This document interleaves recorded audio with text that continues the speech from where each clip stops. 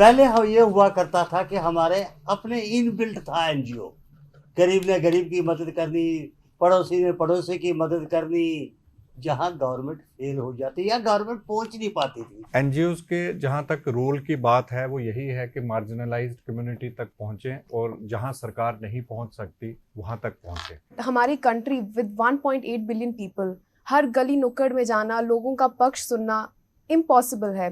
तो ऐसे मोड़ पे जो है हमारी सोसाइटी जो है काम में आती है, लोग एक दूसरे के साथ काम करते हैं। जो हमारे कुछ ऐसे एरियाज है, ग्रे एरियाज है, जो सरकार को नहीं पता चलते हैं, वो through NGOs, through appropriate channels जो है सरकार को हम पक्ष रखते हैं। अगर आप एनजीओस का रोल देखें पूरी दुनिया में, अपनी क्रेडिबिलिटी पिछले सदियों से बना के आ रही हैं। मैं देखता हूं जो रिटायर्ड आईएएस हैं, रिटायर्ड आईपीएस हैं, बड़े बड़े बिजनेसमैन हैं, जो ऐसी एनजीओस के साथ जुड़ना चाहते हैं और समझते हैं कि अगर हम इन एनजीओस के साथ जुड़ते हैं तो ये भी बहुत बड़ी इबादत है।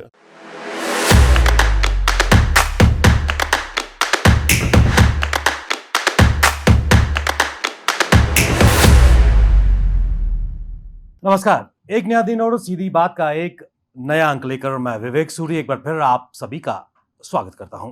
दोस्तों, अपने इस कार्यक्रम सीधी बात के माध्यम से हमारा हमेशा से ये प्रयास रहा है कि उन बर्निंग इश्यूज को, उन ज्वलंत मुद्दों को उठाकर आपके सामने लाया जाए जिनका ताल्लुक मेरी, आपकी, हम सबकी जिंदगियों से जुड़ा हुआ है और सीधी बात के माध्यम से एक सीधा संवाद, एक कम्युनिकेशन स्थापित कर बेहतर समाधान की तरफ अग्रसर हो सके। दर्शकों, हम भलीभांति जानते हैं कि जिस विश्व में हम रह रहे हैं वहाँ कई तबके ऐसे भी हैं जो डिप्राइव्ड हैं बेसिक फैसिलिटीज़ के, अपने राइट्स के लिए, और ऐसे में बेशक सरकार की तरफ से प्रयास किए जा रहे हैं कि उस गैप को ब्रिज करने की, लेकिन इस सब के बीच कई स्वयं सेवी संगठन या फिर एनजीओज की अगर बात करें तो एक बेहतरीन काम कर रही है और उन सोसाइटीज़ को, उन कम्युनिटीज़ को एड्रेस करने की, ताकि वो भी समाज के साथ मिलकर बढ़ सकें। और यही कारण है कि 27 फरवरी को पूरे विश्व में वर्ल्ड एनजीओ डे मनाया जाता है। भारतवर्ष जम्मू कश्मीर के संदर्भ में अगर बात करें तो कितनी सार्थक भूमिका है एनजीओ की एक सस्टेनेबल डेवलपमेंट की, ताकि सबका साथ सबका विकास की अगर बात करें और जम्मू कश्मीर के परिवेश में क्या कार्यक्रम किए जा रहे हैं और किस प्रकार विभिन्न एनजीओज के समन्वय के साथ बेहतर समाज की हम परिकल्पना कर सकते हैं, यही आज की सीधी बात है। उस पर चर्चा करने के लिए हमारे साथ एक बहुत ही विशिष्ट पैनल मौजूद है जिनका तारुफ, जिनका परिचय आप सबसे करा दूं। सबसे पहले मेरे एक्सट्रीम राइट साइड पर श्री सुहेल काजमी जी बैठे हैं, जो किसी परिचय के मोहताज नहीं हैं। आप वरिष्ठ पत्रकार हैं, editor in chief Ruskin group के, उसके अलावा आप मेंबर हैं जेएनके वक्फ बोर्ड के। इनके बिल्कुल ही साथ में बैठे हैं श्री राजीव खजूरिया जी। यूं तो आप प्रेसिडेंट हैं नेशनल डेवलपमेंट फाउंडेशन, जो पिछले कई सालों से जम्मू कश्मीर में ह्यूमन सर्विस कर रही है, कम्युनिटीज़ को एम्पावर करने का प्रयास कर रही हैं। इसके अलावा आप member selection committee under juvenile justice rule के। मेरे एक्सट्रीम लेफ्ट साइड पर सर्वप्रथम श्री भूषण पारिमो जी बैठे हैं। आप फॉर्मर प्रेसिडेंट हैं JNK confederation of voluntary social and charitable organisation, और उसके अलावा आप अपनी एनजीओ खुद चला रहे हैं एनवायरमेंट कॉज को लेकर, एनवायरमेंट अवेयरनेस फोरम। इनके साथ युवा पीढ़ी की रिप्रेजेंटेशन करती हुई एडवोकेट दामिनी सिंह चौहान हमारे इस कार्यक्रम में लीगल एक्सपर्ट के तौर पर शामिल हो रही हैं। आप सभी का हमारे इस कार्यक्रम में स्वागत। काजी साहब, शुरुआत में आपसे करना चाहूंगा, विश्व एनजीओ और समाज स्वयं सेवी संगठनों की अगर बात करें, जम्मू कश्मीर के परिदृश्य में कितना बदलाव समय के साथ साथ एनजीओ और उनकी भूमिका से आ रहा है? देखिए सर, पहले तो 27 को ये दिन मना रहे हैं, तो हम सब, मैं ज़ाती तौर पे मुबारकबाद देता हूँ एनजीओस डे पे सबको, जो भी एनजीओस चला रहे हैं पूरी दुनिया में और ख़ासकर जम्मू कश्मीर में।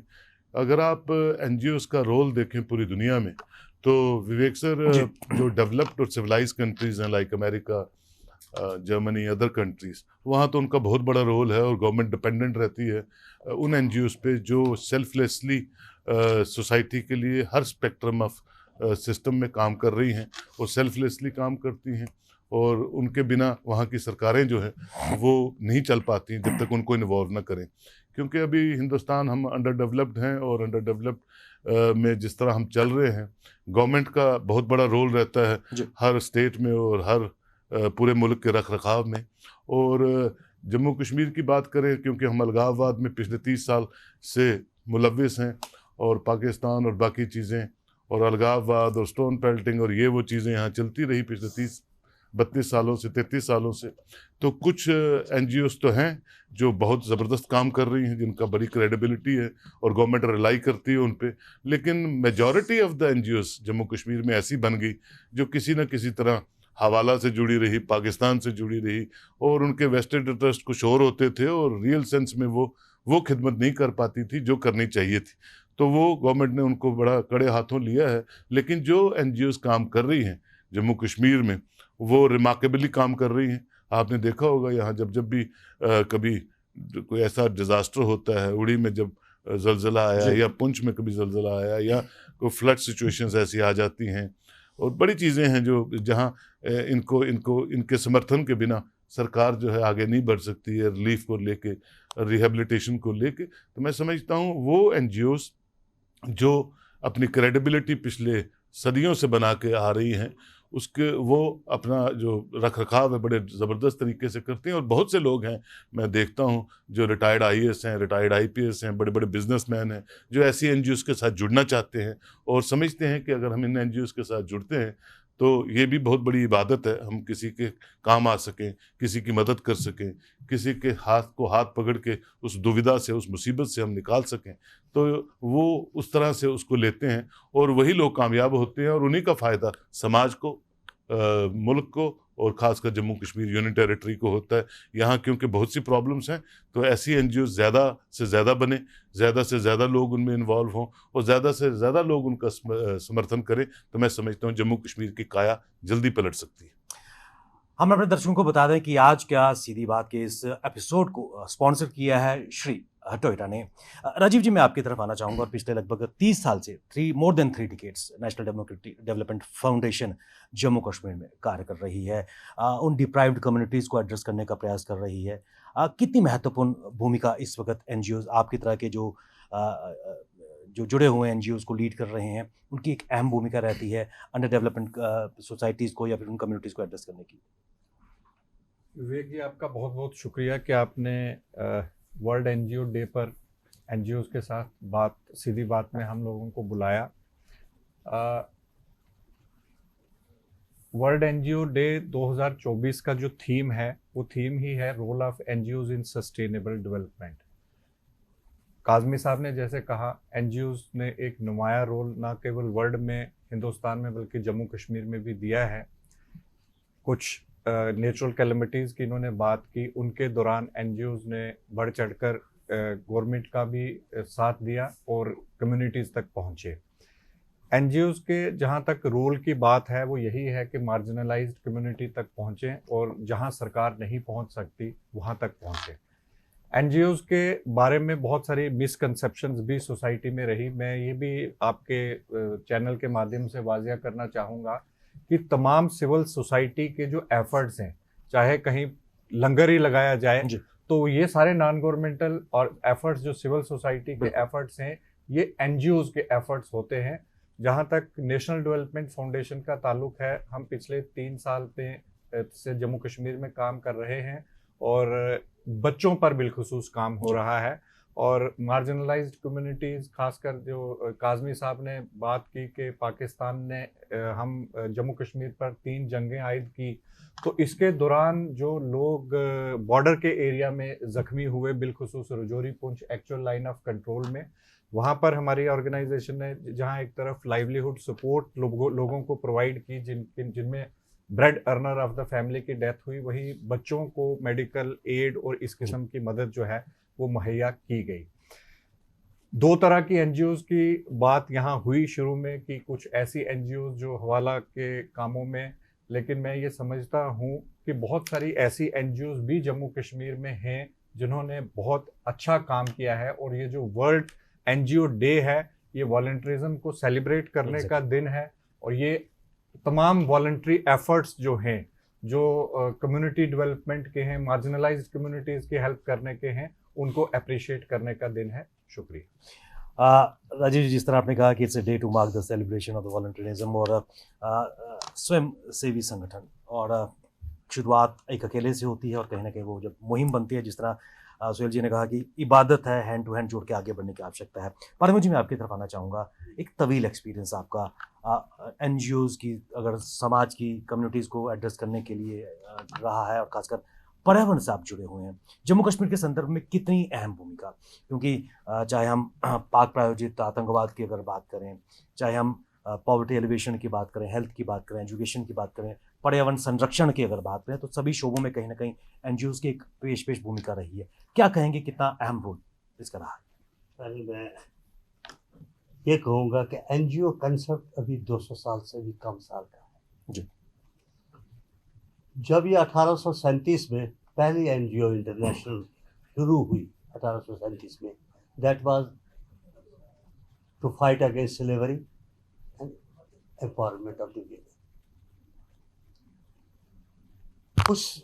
उसके बाद इंडिया में इसकी पहली आगाज 1917 में रविंद्रनाथ टैगोर के भतीजे ने की थी। गंगाधर को टैगोर क्या है, उनने बंगाल में की थी कि ये जो वीवर्स हैं, डिप्राइव्ड क्लासेस हैं, इनको कैसे प्रोटेक्शन दी जाए।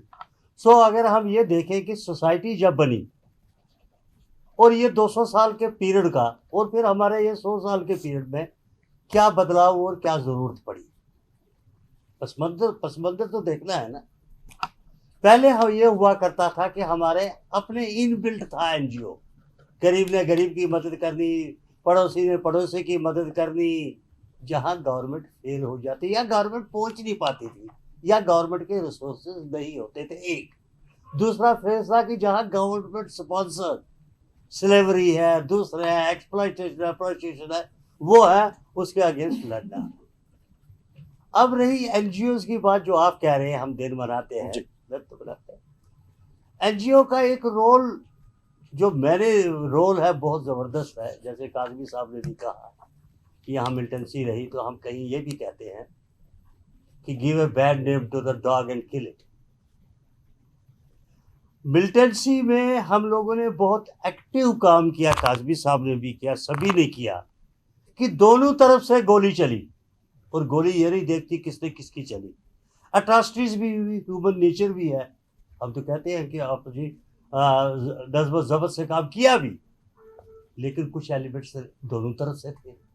उसमें एनजीओ का काम जो हुआ, काजमी साहब ने जिनकी इनकी अपनी ऑर्गेनाइजेशन थी, जो जिसका मुझे है, क्योंकि हमने उस पीरियड में, मैं तो गुजर वगैरह में काम करता, हम कहते हैं ये जंगलों में रहते हैं, इनको बचाया जाए, क्योंकि मिलिटेंट आता है तो वो खाना खिला देते हैं, या बंदूक लेकर आते हैं, इन्हें खाना खिला देते हैं।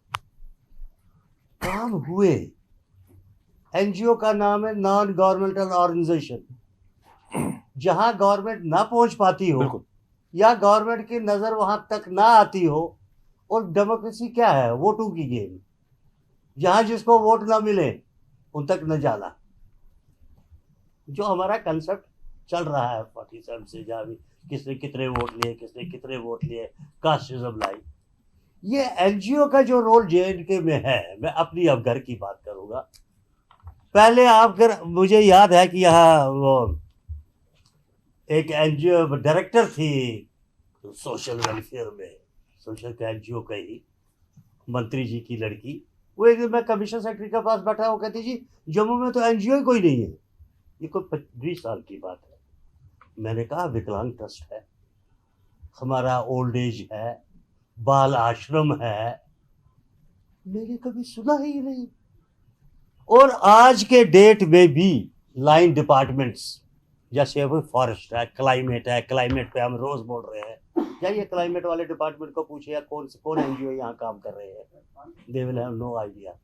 आप चाहिए, आप मैं एक्सपीरियंस की बात कर, सोशल वेलफेयर में जाइए, आपके पास एनजीओ कौन कौन है, क्योंकि जो अच्छे एनजीओ काम कर रहे हैं, जैसे विकलांग ट्रस्ट, दूसरे तीसरे फिजियोथेरेपी, वो नहीं इनके पीछे जाते कि हमें कोई पैसा दो, क्योंकि उसमें कट है। कंसेप्ट ऑफ एनजीओ उभरा नहीं, उसमें 2 3 4 बचे हुई। एक तो सोसाइटी में वो अभी वो तड़प नहीं है। मोस्टली एनजीओ जो काम करती है, मेरी जो एनजीओ है ये नॉन फंडेड है थी, एनवायरमेंट अवेयरनेस फोरम। जो कन्फेडरेशन की बात है, कन्फेडरेशन को कहीं कहीं वो आंगनबाड़ी के लिए मिलता था, वो भी पता है कितने मुश्किल मिलता है। जैसे काजमी साहब ने अर्थक्वेक का बताया, 8 अक्टूबर 2005 को भूचाल आया उड़ी में, पुंछ में, लाइन के अदर कंट्रोल में है ना। हमारी एक एनजीओ है, उसकी ब्रांच थी, इसमें भी है, JNK voluntary health association, sister concern of all India voluntary health association. Kashmir में हम 8 को भूचाल आया, 10 को हम वहां पहुंचे, रोजे थे, टीम थी, डेड बॉडियां निकाली, कमल कोर्ट से निकाली। पार वाले भी हमें अब ये पता है कि ये उस लाइन की है या इस लाइन की है। एनजीओ ने काम किए, केयू ने किए, केयू ने मीडिया। तो आजकल ये जो मीडिया का ट्रेंड ज्यादा पकड़ लेते हुए कि लोग कुछ भी नहीं करते हैं, फोटो खींचते, हाय हाय हाय, इंस्टाग्राम इंस्टाग्राम इंस्टाग्राम। एनजीओ का बहुत बड़ा रोल है, लेकिन गवर्नमेंट चाहती नहीं। अभी आप ही देखिए, कड़वी लगेगी आपको, जो एनजीओ का काम को कहते हैं जी क्रिश्चियनिटी फैला रहे हैं। आपको पता है वो स्टील को जलाया गया था, उसने कहा जी क्रिश्चियनिटी फैला। भाई वो तो काम भी तो लेप्रेसी में काम कर रहा था। आप कहते हो जी फला फला को, बिल्किस को, उसको फंडिंग कर रहे हैं, कर दो जी ब्लैकमेल। हाँ, जो रूल फॉलो नहीं करते हैं, they should be taken to the task. Patmi साहब, इंपॉर्टेंट चीज़ें आपने यहाँ पर एड्रेस की हैं। दामनी, मैं आपकी तरफ आना चाहूँगा इस पूरे संदर्भ में। जम्मू कश्मीर की बात की, तीनों के आपने वक्तव्य सुने, और खासकर इन सब के बीच एनजीओज की जम्मू कश्मीर में कितनी अहम भूमिका है, और फॉर्मेशन की अगर बात करें, लीगल उसमें क्या ज़रूरत रहती है, ताकि क्रेडेंशियल्स की हम बात कर रहे हैं कि उसका एम, फोकस वहीं रहना चाहिए कि अंडर मार्जिनलाइज या फिर डिप्राइव्ड क्लास को उनको हेल्प कर सके। Thank you for this platform. मुझे यहाँ पर अपना पक्ष रखने के लिए बुलाया गया है। एनजीओज जो है एक डेमोक्रेटिक सेटअप के लिए बहुत ही क्रूशल पार्ट प्ले करती है। जो एनजीओज है दे वर्क इंडिपेंडेंटली, ये सरकार का कोई कंट्रोल नहीं होता है, बट ये सरकार और सोसाइटी के बीच में एक इंटरमीडिएटरी की तरह प्ले करती है। इवन दो हमारे ऑनरेबल मिनिस्टर्स है, हमारे पब्लिक ऑफिशियल्स है जो अपनी ड्यूटी करते हैं, बट हमारी कंट्री विद 1.8 बिलियन पीपल, हर गली नुक्कड़ में जाना, लोगों का पक्ष सुनना इम्पॉसिबल है। तो ऐसे मोड़ पे जो है हमारी सोसाइटी जो है काम में आती है। लोग एक दूसरे के साथ काम करते हैं, जो हमारे कुछ ऐसे एरियाज़ है, ग्रे एरियाज़ है, जो सरकार को नहीं पता चलते हैं, वो through NGOs, through appropriate channels जो है सरकार को हम पक्ष रखते हैं। उससे क्या होता है, जो सरकार जो होती है, जब एनजीओज अपना पक्ष रखते हैं, सोसाइटी में जो गलत चीज़ें हो रही है या कुछ ऐसी चीज़ें जो सरकार की तरफ नज़र नहीं गई है, वो सरकार की नज़र में आती है और वो रिस्पॉन्सिव होती है। They have to take action on that. तो जो ये एनजीओज है, ये बेसिकली सोसाइटी के वेलफेयर के लिए काम करती है, और इनका जो ऑब्जेक्टिव होता है, they can wide from various fields. ये विमेन एम्पावरमेंट के लिए काम करते हैं, हेल्थ केयर के लिए काम करते हैं, इन्वायरमेंटल के लिए इश्यूज़ के लिए काम करते हैं। तो जो एनजीओज जो है, ये सोसाइटी को यूनाइट करने के लिए इंपॉर्टेंट रोल प्ले करती है। बट जैसे सब बात कर रहे थे कि एनजीओज के नाम पे जो है आजकल करप्शन हो रही है, एनजीओज का गलत मिसयूज़ किया जा रहा है, तो उसके लिए जो है लीगली बेटर रूट ये है कि हम एनजीओज को जो है रजिस्टर करवाएं through Indian trust act, through society registration act, या थ्रू इंडियन कंपनीज एक्ट। जो है आप ये जो एनजीओज है आप उनको रजिस्टर करवा सकते हो। अब रजिस्टर करवाने से क्या होता है, काफ़ी फ़ायदे होते हैं जो आम जनता जो है लोग नहीं समझते। वो सोचते हैं कि हम सरकार की रेडार में आ जाएंगे या हमारे पीछे एजेंसीज पड़ जाएगी, बट ये बहुत ही गलत परसेप्शन है लोगों का।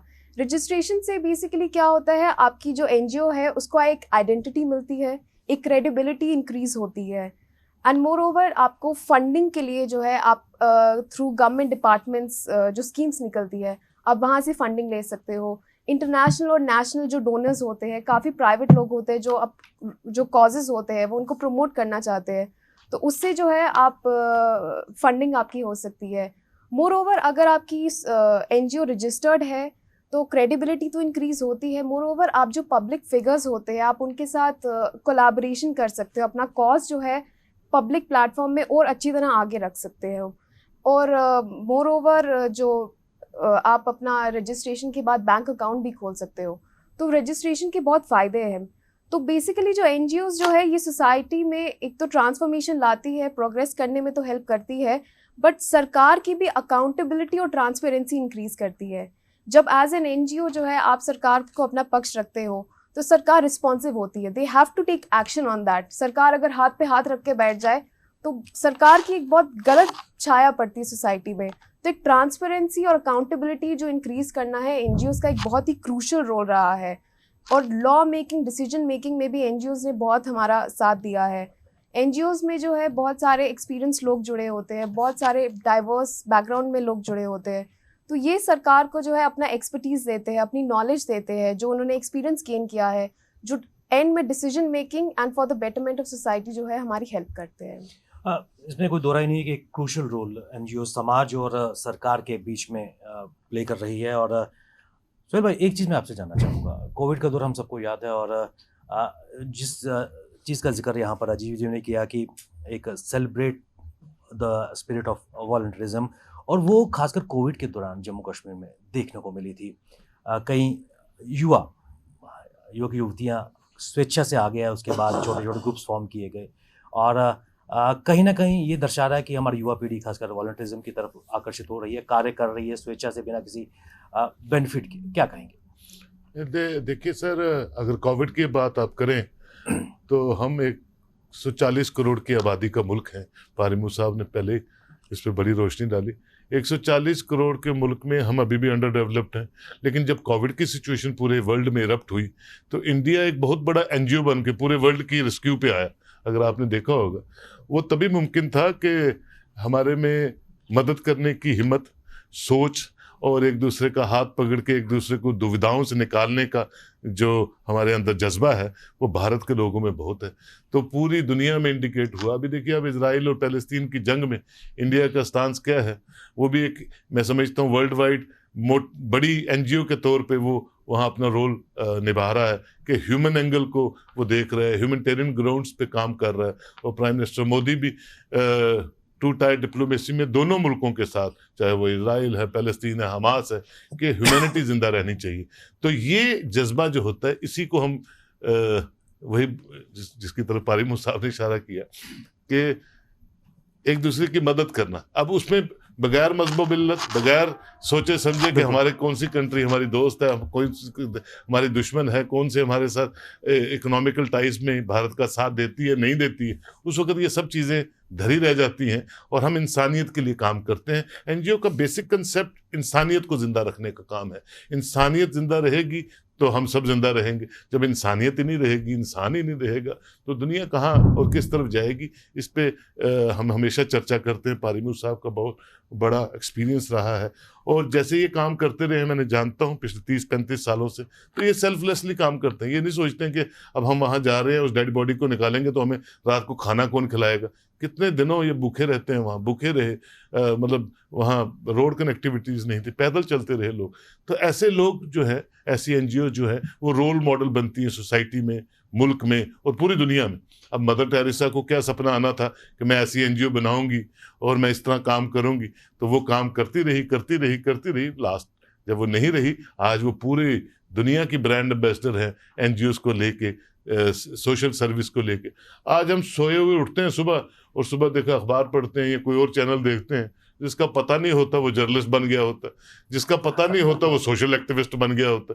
या आपने 5-10 नाम जो हैं ऐसे बना दिए सोसाइटी में कि जिसके लिए कोई डिग्री की ज़रूरत नहीं है, ना कोई पढ़ाई की ज़रूरत है, ना आपको वो जो काम करने के 10 साल 20 साल एक्सपीरियंस की ज़रूरत।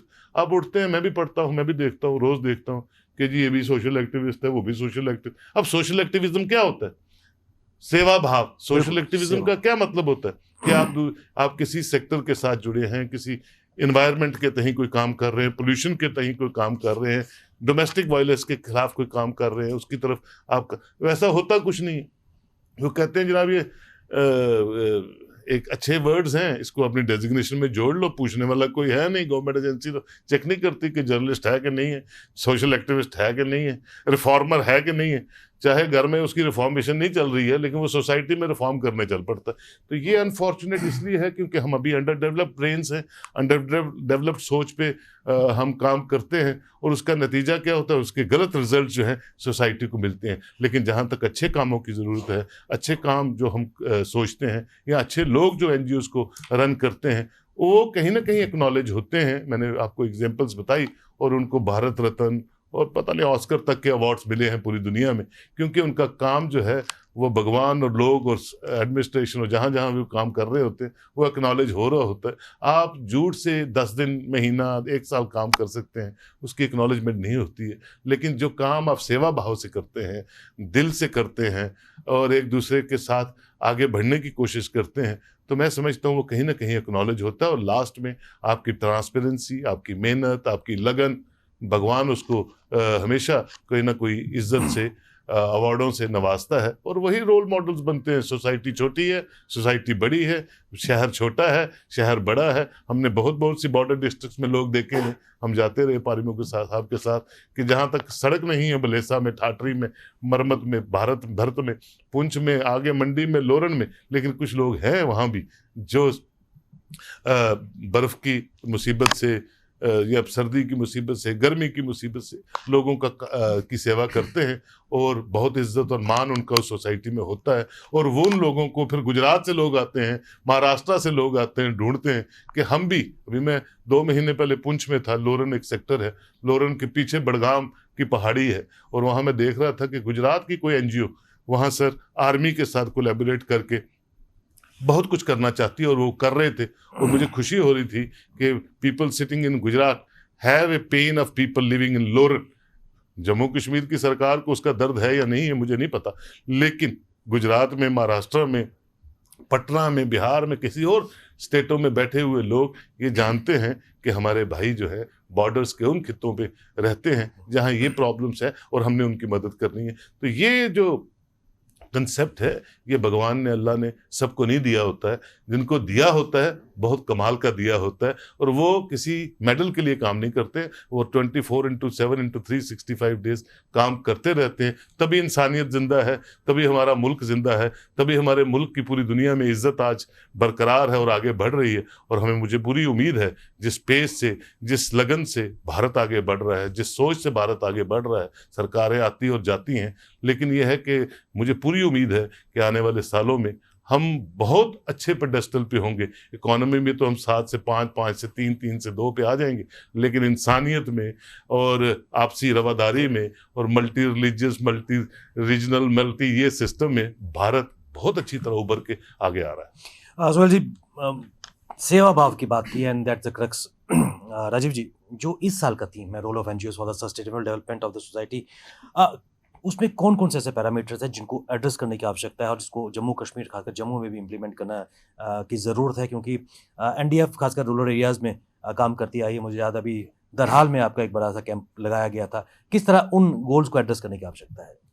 देखिए, जहाँ सस्टेनेबल डेवलपमेंट की अगर हम बात करें तो 2012 में जो सस्टेनेबल डेवलपमेंट कॉन्फ्रेंस हुई और उसके बाद 2015 में UN ने सस्टेनेबल डेवलपमेंट गोल्स वर्ल्ड के लिए यूनिवर्सल गोल्स तय किए, जिनमें अगर हम बात करें तो एंड पॉवर्टी से लेकर ज़ीरो हंगर को लेकर गुड हेल्थ और वेल बीइंग का गोल है।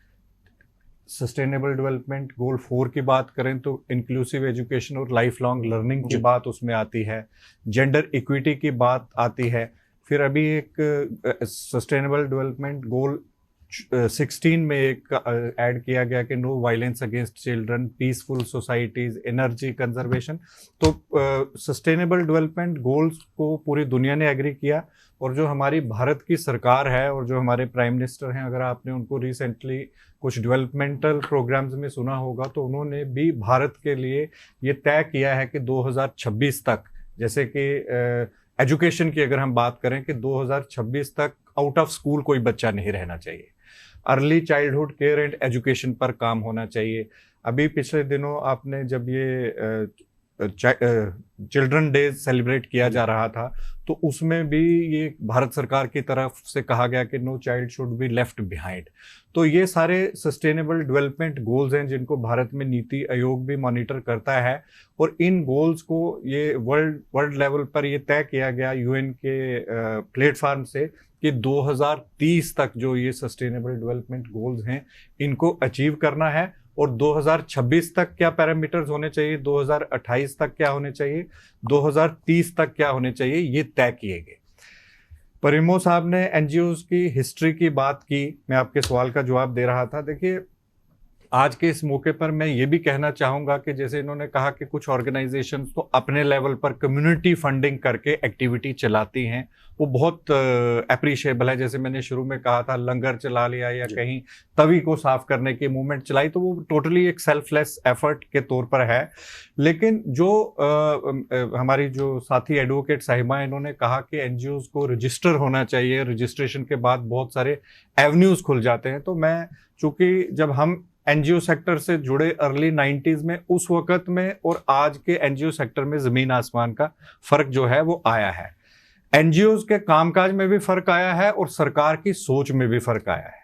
जब हम उस जमाने में काम करते थे तो सोशल मीडिया का जमाना तो नहीं था, उस वक्त एनजीओज का फोकस बिहेवियरल चेंज पर रहता था कि लोगों का बिहेवियरल चेंज किया जाए और कोई ऐसा डेवलपमेंट का मॉडल बनाकर सरकार के सामने रखा जाए जिसको सरकार अपनी स्कीमों में रेप्लिकेट करे।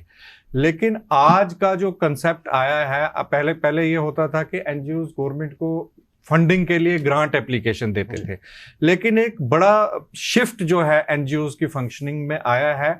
अब एनजीओज कहीं ना कहीं एनजीओज ना रह के सरकार की तरफ से भी, और जो नए लोग इस सेक्टर में आ गए, ये कहीं ना कहीं एक सर्विस का सेक्टर में ज्यादा तब्दील हो रहा है। जो मुझे लगता है कि आज जब हम वर्ल्ड एनजीओ डे की बात करते हैं, वॉलंटरिज्म की बात करते हैं, तो ये कहीं ना कहीं चिंता का विषय भी है। जहां तक अच्छी एनजीओ और बुरी एनजीओ की बात, फंडिंग की बात, तो भारत सरकार ने, जब ऑर्गेनाइजेशन एक रजिस्टर हो जाती है, आज की डेट में जो पैरामीटर्स हैं जो भारत सरकार ने समय समय पर जिनको तब्दील किया, जैसे अगर किसी से CSR फंड भी लेना है तो CSR 1 रजिस्ट्रेशन उसके लिए जरूरी कर दी गई है। तो ऐसे समय में ऐसी एनजीओज का काम करने का स्कोप बहुत कम हो गया है जिनका रुजू करप्शन की तरफ हो।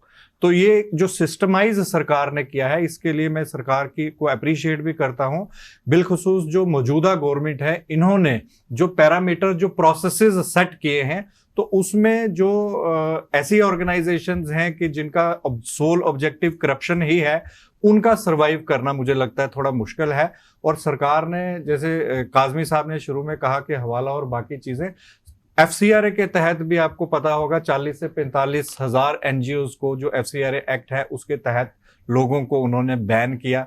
और अभी जो रिसेंट अमेंडमेंट 2010 में FCRA एक्ट में हुई, उसमें भी उन्होंने ये तय किया कि जो एडमिनिस्ट्रेशन है उस पर सिर्फ 20% पैसा खर्च होना चाहिए, बाकी पैसा प्रोग्राम पर खर्च होना चाहिए। जरूरत इस बात की है, जैसे परिमो साहब ने कहा, सेल्फलेस सर्विस की जरूरत है। और आज लोग अगर इसको मैं ये भी कहता हूं कि जब इंटरनेशनल फंडिंग है, नेशनल लेवल पर फंडिंग है, बहुत सारे लोग जो हैं वो इसको एज ए कैरियर लेकर भी चलते हैं, ठीक है। लेकिन जो बेसिक एनजीओज का कंसेप्ट था, बिहेवियरल चेंज का कंसेप्ट था, और आज के दौर में मैं ये समझता हूं कि बिना किसी फंडिंग के अगर एनजीओज को काम करना है, क्योंकि सबसे बड़ी एनजीओ, जैसे काजमी साहब ने कहा, कि वो सरकार है। जितना पैसा सरकार के पास है उतना पैसा ना कोई एनजीओ जनरेट कर सकती है, ना कोई इंटरनेशनल एनजीओ किसी को दे सकती है। तो मैं आज के इस प्लेटफॉर्म से ये भी अपील करूंगा कि जो एनजीओ सेक्टर से लोग हैं या जो रिटायर हो चुके हैं, वो इतना जरूर कर सकते हैं कि गवर्नमेंट की एग्जिस्टिंग स्कीम्स को स्टडी करें और लोगों को जो सरकार की सोशल प्रोटेक्शन स्कीम्स हैं उनके साथ लिंक करें। मैं एक छोटी सी एग्जांपल दूंगा।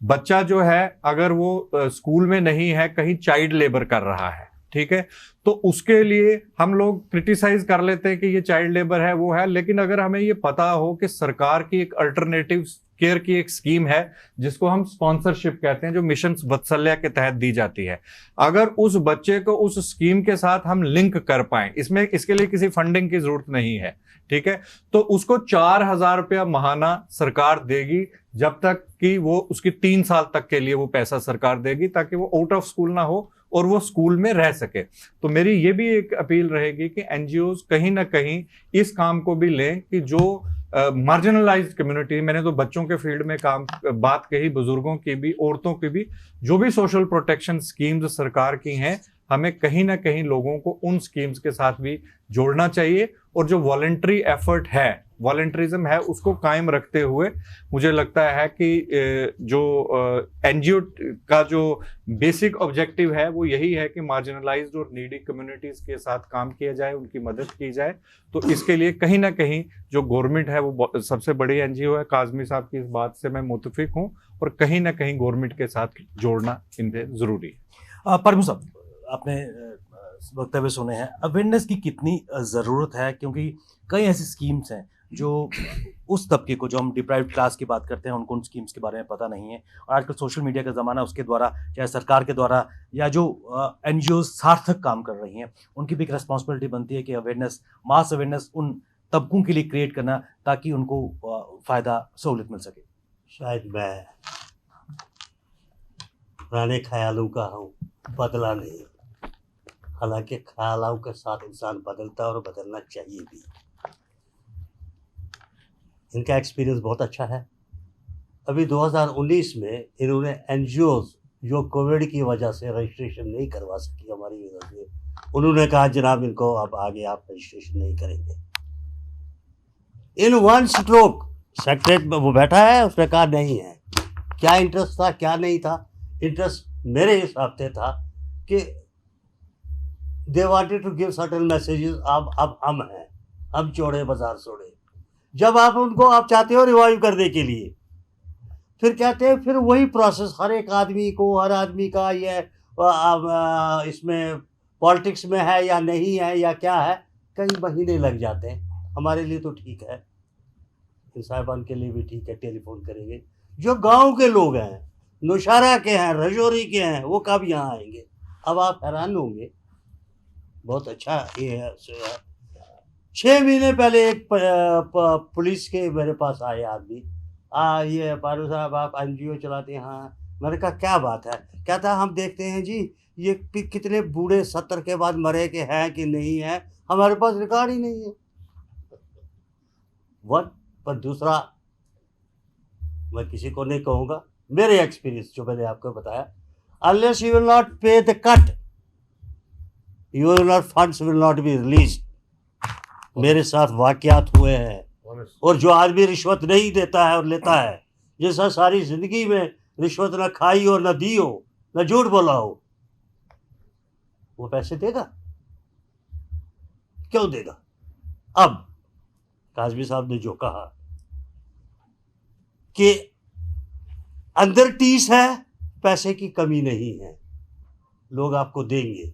मैं अभी रिसेंटली आपको बात बताऊं, यहाँ परमंडल में क्यूबेशन की ग्राउंड पर टीनें टूट गई थी, तो मुझे किसी ने कहा, वो गुजर गए, उन्होंने कहा जी इसको रिपेयर करा दी, वीडियो को कहेंगे। मैंने कहा हम लगाएंगे। 6 टीनें थी, तो मैंने कहा जी एस्टिमेट आया, उन्होंने कहा नहीं जी ये 60 लगेंगी, 1,37,000 रुपया खर्चा आता है। हमने क्या किया, हमने जिस कंपनी ने उसका बिल बनाया था, अग्रवाल ने, हमने लोगों को कहा, जिसको ही कहा, एक ने तो लोकल था, उसने वहाँ से बेंगलोर से 50,000 भेजे एक आदमी को, बड़ू जी गुजर। उसने कहा जी पैसे कहाँ भेजने हैं? उसने कहा हम नहीं हाथ में लेते, या उस कंपनी को दो। जनाब 1,37,000 में टीन लगी। जिन जिन ने 5,000, 3,000, 2,000 दिए, उनको हमने रसीदें भी भेजी, का भी भेजा। हमारे पास कम नहीं। अब मैं आपको एक बात बताऊं, ये जो काजमी साहब ने कहा कोविड के लिए हम इंटरनेशनल में कामयाब हुए, लेकिन जैसे गांधी को कहते थे one man army, one man show, Edhi is a one man show. Karachi के ईदी साहब, तो पता नहीं पूरा नाम ले सका कि नहीं, जो एक्सीडेंट, डेड बॉडीज हुआ, लोगों ने अपने मकान तक दे दिए। He was a single man, still we remember. ऐसे बहुत से हैं, यहाँ भी ऐसे ही होंगे, वो मीडिया में नहीं जाना चाहते। काजमी साहब ने कितने ही काम किए, कभी हमने नहीं सोचा। इन्होंने कहा जी हमने वहाँ ये किया, वहाँ ये किया, कुछ रैशनलाइजेशन ही की, कुछ करेक्शन ही की, कट एंड विजय साहब का ये जो मेरा, it is a very informative, इन्होंने ये बातें बताई। मैडम जी, एडवोकेट साहिबा ने बड़ी अच्छी बातें की, ये चीज़ें हमने पढ़ चुकी है। वो है ये है, जिनको आग लगी, only the wear know where the shoe pinches, other know only the limping. आप ऑल इंडिया के एनजीओ सिनेरियो को ले लीजिए या फिर जेएंडके के सिनेरियो में काम करिए। जिस स्टेट के पास एनजीओज नहीं है, मैं आपको अभी बताऊं, अभी एनवायरनमेंट का होता है, पोल्यूशन कंट्रोल बोर्ड होता है, दूसरे होते हैं, तीसरे होते हैं। UN is a misnomer. अगर आप साफ करें, क्रिएशन सेकेंड वर्ल्ड वॉर के बाद इकोनॉमी कम हुई तो यूएनओ खड़ा कर दिया। यूएनओ कहाँ कामयाब हुआ? या यूएनओ के जितने भी रेजोल्यूशन हुए, आप एनवायरनमेंट पढ़ लीजिए, रयो ले लीजिए, उससे पहले क्या ले लीजिए, इनको कौन चलाता? ये रिसेंटली इजिप्ट में हुई थी ना एनजीओज की क्लाइमेट पर, कौन चला रहा था? वही कंपनियां जो पॉल्यूशन फैला रही है। हमें हिम्मत रही, उन्हीं के जहाज थे, उन्होंने ब्लॉकमेट की। सबसे बड़ी बात जो है, मैं बहुत शुक्रिया हूं, हमें अपने में जो अपना कल्चर था उसको उभारना है। वो टीस खुद में पैदा करनी है। सब कॉन्टिनेंट इज ए वास्ट। हमारा जो कल्चर है, इवन कंबोडिया तक ले लीजिए, अफगानिस्तान तक लीजिए, जो पहला था, इसमें टीस है। इसको चैनलाइज करने की बात है और पॉलिटिकल नाम नहीं देना है। मैं एक शायद अगर 2 मिनट आपको मुझे बताए, केरला में एक मस्जिद थी, आज भी है। उसने क्या किया, उसने कोई हमारे जैसे कोई आदमी का, किसी ने कहा यार यहाँ ये जो जितने हमारे मुस्लिम्स हैं, इनको गरीब हैं, इनको हम राशन देंगे। तो उन्होंने एक लिस्ट बनाई टेंटेटिव, तो उन्होंने ऐलान कर दिया मस्जिद से, भाई राशन दे दो, हम दे देंगे। तो शुरू हुआ, राशन आना शुरू किया। कोई 2 दिन के लिए लगा, 4 दिन हुआ कि पूरा महीने के लिए राशन और बचता रहा। फिर उन्होंने दूसरी मस्जिदों में शुरू कर दिया। तो एक शख्स आया उन्हीं की कम्युनिटी से, उसने कहा हमारे पास इतना राशन है, हम मुस्लिम को दे रहे हैं, हिंदू को क्यों नहीं देंगे? उन्होंने कहा भाई ये तो ज़कात नहीं थी, ये खैरात थी। ज़कात तो नहीं दे सकते, खैरात दे। उसने कहा देंगे, बहुत अच्छी बात है, रेशो क्या हो गया? उन्होंने कहा 60-40। तो उन्होंने 40 को दे। जब हिंदू ने देखा कि ये एक ऑर्गेनाइजेशन हर किसी को राशन दे रही है, तो उन्होंने भी वही डंप करना शुरू कर दिया। When we started, हमने भी एक ट्राई की थी भगवती नगर में टेंपल में। उन्होंने क्या किया कि उन्होंने 5-7 फैमिलियां रखी हैं। उसने कहा यहाँ कमरा ही कोई नहीं है। सो जो हमारी अपनी टीस है खैरात की, दर्द की, आप आज जिस इलाके से आप आते हैं, लोरन एक राजवाड़ा हुआ करता था, तोशा मैदान, और ये होता था। स्टेन ने इस पर बड़ा कुछ लिखा है। एनीवे, जिस वक्त हमारे इलाकों में, गरीब इलाकों में, जब अल्लाह ताला ऊपर है, आसमान पर भगवान है, उसी के ज़रा साहब, आपने सुना होगा बुजुर्गों से, देखा नहीं होगा, वक्त थे कि गरीब ईद होती थी तो जिसको गरीब के पास नहीं होता उसको भी चुपचाप कुछ दे देते थे। बड़ा त्योहार होता था उसको भी कुछ दे देते थे। हिंदू के तरह होते उसे हम एनजीओ को कहते हैं, टीस खुद मदद कर दी। गवर्नमेंट पर डिपेंडेंट होना, देखिए वो कौन सी गवर्नमेंट है फराग दिल, जो आपको बगैर लिवरेज के, वोटों के, किसी के वो नहीं देगा। क्यों देगा? Because they are through votes, whatever the means. So government पर डिपेंडेंट करना। अभी मैडम कह रही थी डाटा आता है हमारा, इन्हें मुझे अपना पता है जो मैंने प्लानिंग में जुड़ा था। प्लानिंग से सिंगलाइजेशन, शेख साहब ने लिखा 3 टायर प्लानिंग हुई, ब्लॉक, डिस्ट्रिक्ट एंड स्टेट। हमारे पास हर चीज का डाटा है। देने का दिल नहीं, हम उसी गांव को देते हैं जहां से हमें वोट मिले हो। परम जो इम्पोर्टेंट बात बस आपने की है, शुक्रिया we are short of time. Damini, मैं आपकी तरफ आना चाहूँगा। 2 चीज़ें, सेवा भाव की बात निकल के आई है, और अगर हम समय के साथ साथ, जिस तरह परम साहब ने भी कहा कि आजकल कुछ ऐसी ऑर्गेनाइजेशन भी हैं जो खाली फोटो ऑप्स के लिए ही सेवा भाव करती हैं, लेकिन इसमें भी कोई दो राय नहीं है कि आज सोशल मीडिया ने एक क्रांति ला दी है। आज कोई भी ऐसी स्टोरी किसी नीडी फैमिली की चलती है तो सेवा भाव, इंडिविजुअल्स की कमी नज़र नहीं आती। काफ़ी फंडिंग भी होती है, स्वेच्छा से लोग अपने हैसियत के मुताबिक सेल्फ मदद करने आते हैं। कोविड का मैंने जिक्र किया, तो क्या जो युवा पीढ़ी है, क्योंकि हमारा एक युवा देश है और आबादी का बेशक हिस्सा युवा है, तो वो फीलिंग इनकलकेट कर रही है हमारी साइक में युवा पीढ़ी की कि इंडिविजुअली हम वॉलंटरिज्म की तरफ बढ़ें और कहीं ना कहीं आने वाले समय में एक एनजीओ की शेप में बेहतर तरीके से उस तबके की मदद कर सके। जी, सोशल मीडिया आज के ज़माने में एक बहुत ही पावरफुल टूल है। सोशल जो इश्यूज है उनको आगे रखने का बहुत ज़रिया है, इम्पॉर्टेंट और एक बहुत ही यूज़फुल ज़रिया है. But unfortunately just like any other government organ, जो NGOs है यहाँ पर भी करप्शन और माल प्रैक्टिसेस काफ़ी हो रही है. हम देखते हैं कि काफ़ी ऑफिशियल्स है या पॉलिटिकल पार्टीज़ है वो NGOs के साथ कभी अपना पॉलिटिकल एजेंडा प्रमोट करती है, कभी कभी अपना मिस अप्रोप्रिएशन ऑफ फंड्स होती है, अपने पर्सनल गेन्स के लिए जो है कुछ लोग NGO से जुड़ जाते हैं और आगे पीछे अपने फंड्स एम्बेजल करते हैं. मोर ओवर आजकल एक फेक जो सोशल मीडिया है वहाँ पर फेक NGOs के नाम पे लोगों से पैसा ऐंठा जा रहा है. आजकल कोई भी सोशल कॉज फ़ोन उठा के डाल देता है, हाँ जी मेरे ये बीमार है तो यहाँ पर पैसे डालिए, और लोग जो है पैसे डाल भी देते हैं in a very good will, but unfortunately पैसा वो कहाँ से कहाँ जा रहा है वी डोंट नो. तो बहुत सारी नेगेटिविटी और करप्शन जो है और माल प्रैक्टिसेस जो है NGO के नाम पे हो रही है. तो इन सब को चैनलाइज करने के लिए हमारी गवर्नमेंट ने स्टेप्स लिए हैं. हमारी गवर्नमेंट ने फॉरेन करेंसी रेगुलेशन एक्ट जो है उसमें अमेंडमेंट लाई है. उसके थ्रू क्या हो रहा है कि जो बाहर से जो फंडिंग आ रही है जो NGOs को, उसमें रेगुलेशन आ रही है, कंट्रोल आ रहा है. क्योंकि रिसेंटली जो फार्मर्स प्रोटेस्ट हो रहे थे है अभी, और या जो पहले सिटीजनशिप अमेंडमेंट एक्ट जो आया था उसके प्रोटेस्ट हो रहे थे. मैं किसी साइड में किसी का पक्ष नहीं ले रही हूँ, ना मैं सरकार का ले रही हूँ, ना मैं उन प्रोटेस्टर्स का ले रही हूँ, बट हमने काफ़ी बारी देखा है कि जब पीसफुल डेमोन्स्ट्रेशंस को जो है नेगेटिव और वायलेंट बनाने के लिए बहुत सारे बाहर की इंटरनेशनल ऑर्गेनाइजेशन या डोनर्स होते हैं जो उनको पैसे देते हैं ताकि people can go against the government.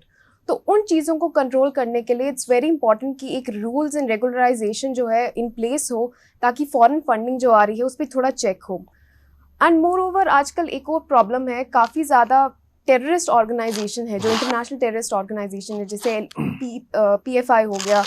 वो लोग मैंने रिसेंटली अभी न्यूज़ में देखा था, वो लोग हमारी लोकल लेवल पे जो NGOs है उनके साथ काम कर रही है, लोगों को पैसे दे रही है ताकि वो उनको इन्फॉर्मेशन प्रोवाइड करे. अभी रिसेंटली आई थिंक एक हफ्ते पहले की बात है, हमारी एजेंसीज ने 56 NGOs को ऐसे ही पकड़ा जो PFI के साथ एसोसिएटेड थे. तो इससे क्या होता है, जब आप फॉरेन जो इंटरनेशनल ऑर्गेनाइजेशंस होती है जब वो पैसे देती है ऐसे लोगों को, वो आर्म्स और एनिमिनेशन खरीदते हैं, उससे क्या होता है आप सोसाइटी में दंगे फसाद होते हैं. तो इसके लिए जो है इट्स वेरी इंपॉर्टेंट कि as a citizen of the country हम जो है, अगर NGO जो है एक बहुत ही हाई पेडेस्टल में अगर रखा गया है, हम उसको बहुत यूज़फुली और बहुत ध्यान से उसको टूल को यूज़ करें. क्योंकि NGOs जो है they can bring so many positive changes in the society. हमारे बहुत ग्राउंड ब्रेकिंग लॉज है जैसे right to information act, right to education act, जो ये NGOs जो लोगों ने सोसाइटी में कलेक्टिवली काम करके जो है इन लॉज को एट प्लेस लाया है. मोर ओवर NGOs ने जो है विमेन एम्पावरमेंट के लिए आई पर्सनली फील काफ़ी हद तक काम किया है, लोगों में अवेयरनेस पहुंचाई है. फीमेल फीटिसाइड हो गया या विमेन एम्पावरमेंट या हेल्थ केयर में वुमेन के लिए काम करना. बहुत सारी आजकल नामी जानी NGOs है जैसे सेवा हो गया, एकलव्य हो गया, जो बहुत अच्छा काम कर रही है. And more over I think जो NGOs है ये ना सिर्फ सरकार और सोसाइटी के बीच में गैप फिल करती है, but I think as citizens जो है ये हमारे लोगों के बीच में भी यूनिटी लाती है. क्योंकि कोविड में हमने देखा इवन दो हमारी गवर्नमेंट जो थी काफ़ी मेजर्स ले रही थी माइग्रेंट वर्कर्स के लिए, बच्चों के लिए, या जो लोग काम पे नहीं जा रहे थे उन लोगों को फैसिलिटीज़ प्रोवाइड करने में, बट हर इंसान अपने घर से बाहर निकल के ऐसे लोगों की मदद कर रहा था.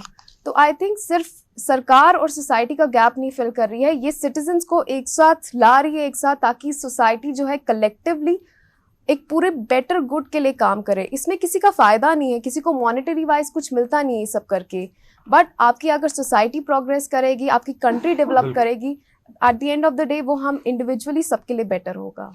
राजीव जी, बिल्कुल संक्षेप में, क्या हमें मान के चलें कि जम्मू कश्मीर में जो सोसाइटी जो NGOs काम कर रही हैं are the agents of change, बदलाव का हिस्सा बन रहे हैं, और उनसे और तवक्कुआत क्या रहेंगे? बिल्कुल ब्रीफली. देखिए, मैं ये कहूँगा कि डेफिनेटली जम्मू कश्मीर में ऑर्गेनाइजेशंस अच्छा काम कर रही हैं. थोड़ा ऑर्गेनाइज होने की और ज़रूरत है क्योंकि जम्मू कश्मीर में NGO सेक्टर उतना ऑर्गेनाइज नहीं है. और मैं ये ज़रूर कहना चाहूँगा कि हमें जैसे खैरात है, ज़कात है, ये सारी चीज़ें कम्युनिटी लेवल पर हो रही हैं, लेकिन कहीं ना कहीं अब शिफ्ट की भी ज़रूरत है.